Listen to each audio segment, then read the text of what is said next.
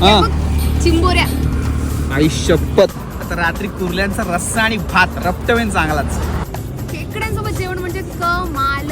बघ ना, म्हणजे मुठे घ्यायचे, आलं कोथिंबीरीचं वाटण, त्यात आपला गावरान मसाला आणि भाकरी.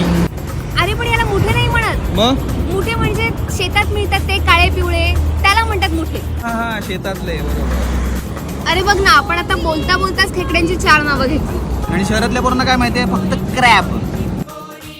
मी तर इतकी मजा केली आहे ना मानसी, निगडीचा पाला घ्यायचो आणि बेळ शोधत बसायचो. बेळ दिसला ना की तो निगडीचा पाला असा वरती ठेवायचो, पण डुका आला की फटकन पकडायचो. अरे मी पण लहानपणी जायचं पप्पांसोबत खडपात चिंबोरी पकडायला.